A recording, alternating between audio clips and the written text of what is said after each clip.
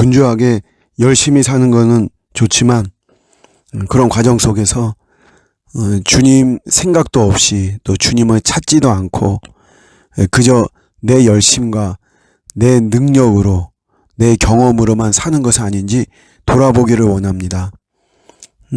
파수꾼이 깨어 경성하는 것이 중요하지만 하나님이 함께하지 않으면 그 모든 것이 헛되다는 것을 잘 기억할 수 있도록 도와주시고, 조금 부족하고 미약하고 미흡하더라도 하나님이 임재하시고 하나님 함께 하시는 것이 더 강력하고 소중하다는 것을 또 깨닫는 오늘 하루, 그래서 우리 주님과 동행하는 복된 날 되게 하여 주옵소서.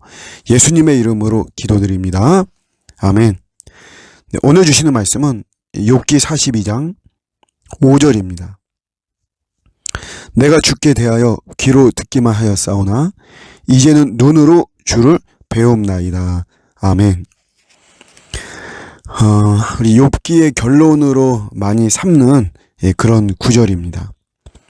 요 문장만 가지고 본다면 귀로 듣는다는 것은 머리로 아는 것을 말하고 눈으로 본다는 것은 마음으로 아는 것을 이야기합니다.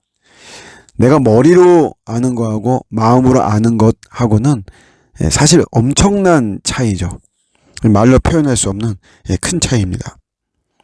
사실 욥기 이제 전체를 마무리 지으면서 욥이 이런 고백을 하고 그러면서 회개하는 이제 이런 내용인데, 사실 욥의 고난에 대해서 인간적으로는 여전히 풀지를 못합니다.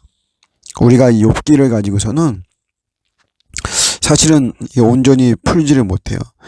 마지막 10절 이하의 욥의 회복에 대해서 서술 형식으로 되어 있는데, 욥에게 이전 모든 소유보다 갑절이나 더 주었다 이렇게 되어 있고, 친척과 지인들이 욥을 위로하면서 캐시타 하나씩, 굉장히 이제 귀한 그런 것인데 그런 캐시타를 하나씩, 금고리를 하나씩 주었다.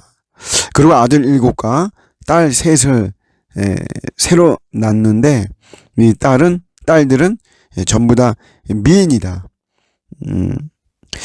이런 땅에서 욥의 딸들처럼 아리따운 여자가 없었다. 이렇게 이야기를 하죠. 손자 4대를 보았고 욥은 자연사했습니다. 늙어서 나이가 차서 죽었다. 이러면서 욥이 굉장히 복을 받은 이런 모습으로 표현되고 있죠. 그러나 사실 우리가 좀 생각해 보면 이런다고 해서 그의 어떤 고난이 수용이 되고 해결이 되는 것인가? 아니, 재산이 갑절이 늘어난 것은 이게 어떤 복스러운 모습이 될 수도 있죠. 그러나 이전의 자녀들이 10명이 다 죽었습니다.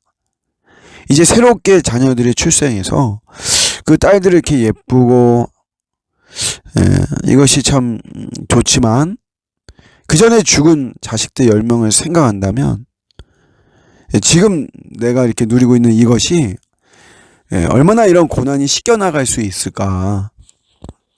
그렇다면 사실 우리 욥의 고난에 대해서 인간적으로는 우리가 풀지 못하는 이런 모습이죠.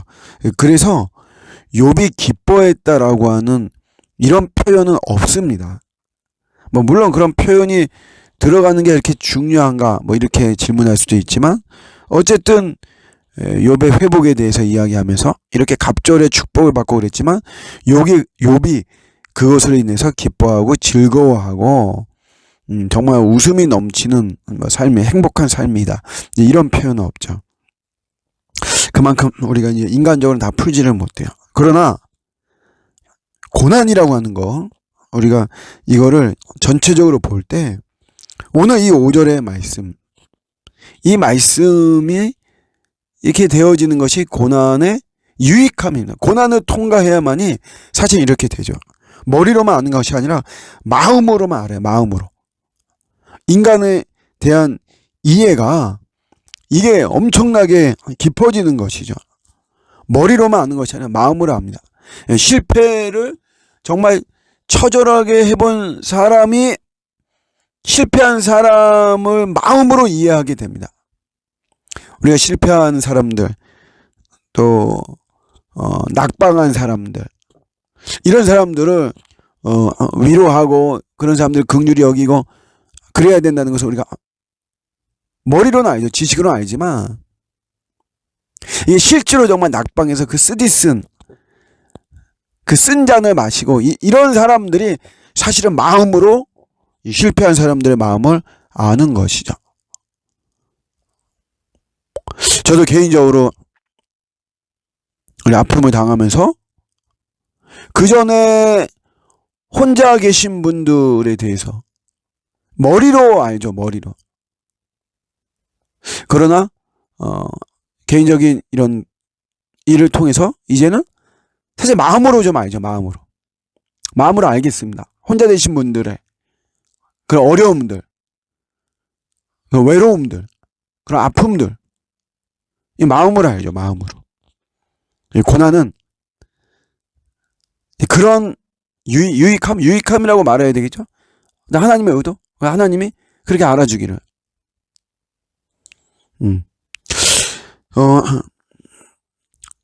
예수님이 우리의 구주가 되시고 아울러서 우리의 모든 것을 품을 수 있는 것은 예수님이 십자가의 죽음을 당하셨잖아요. 예수님의 머리로 우리를 통치하시고 머리로 우리를 품으시는 것이 아닙니다. 예수님은 온몸으로 하신 거예요. 온몸으로. 성탄절이 바로 온몸으로 우리를 품어주시기 위해서 이 땅에 사람의 몸으로 오신 것이죠. 그래서 십자가에 처절하게 죽으시며 속죄의 제물이 되어주시면서, 그래서 진정으로 우리의 구주가 되시고 우리를 품어주시고 우리를 안아주실 수가 있는 것이죠. 욥의 최종 결론을 저는 이렇게 내고 싶어요. 우리 고난이 다 우리가 이해할 수 없습니다. 이해 안 돼요. 뭐 시간이 지나면 이해가 되고 지금은 모르지만 나중에 알게 되겠지. 뭐 저도 이렇게 이야기를 하지만 나중이 되어도 다 알 수 없는, 절대로 알 수 없는, 우리 인생 끝나는 순간까지 알 수 없는 그런 고난도 있을 수 있습니다. 그러나 고난이라고 하는 것은 철저히 나에게 유익한 것이다. 그게 욥의 결론으로 삼고 싶어요. 고난이 힘들고 아프고 괴롭고 뭐 그렇지만 이 고난이야말로 나를 유익하게 하는 것이다. 오늘도 이런 또 깨달음 붙잡으면서 우리 고난 중에 있더라도 더욱더 힘을 내시고 우리 주님을 바라보고 괴로울 때 주를 보라, 말씀 붙잡고 승리하는 저와 여러분 되시기를 주님의 이름으로 축복합니다. 아멘.